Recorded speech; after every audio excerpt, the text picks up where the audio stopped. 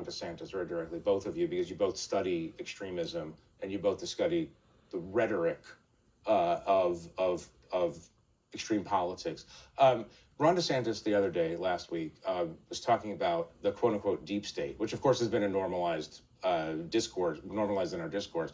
And I want you to listen to this because he said something really, really fascinating.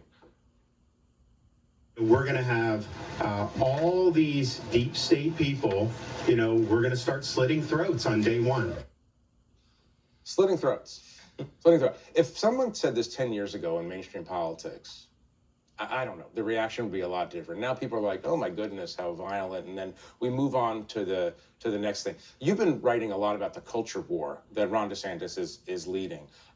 Talk about that in relationship to the rhetoric that you're hearing. And I suppose the largest question is, can Trumpism exist without Trump? Have these guys become organically more like Trump as this process has moved forward? Yeah, well, I mean, a couple of things. On the policy front, Ron DeSantis is effectively in Florida executing on that, Trumpist policy vision, right? Mm-hmm. Whether that is in terms of how they're changing curriculum for LGBTQ students, the Don't Say Gay bill, right?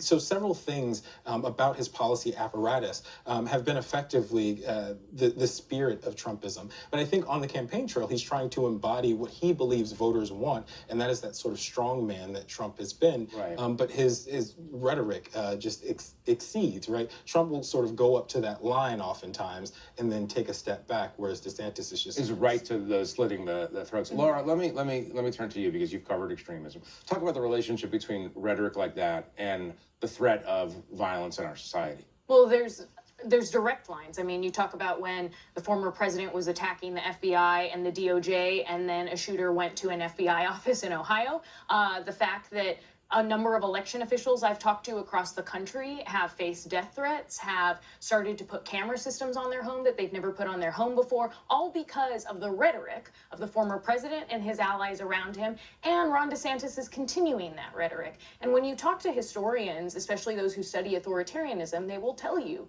that that is a classic tactic used by authoritarian figures, autocratic figures, to try to rally their base around them, and they know exactly who they're speaking to. Right.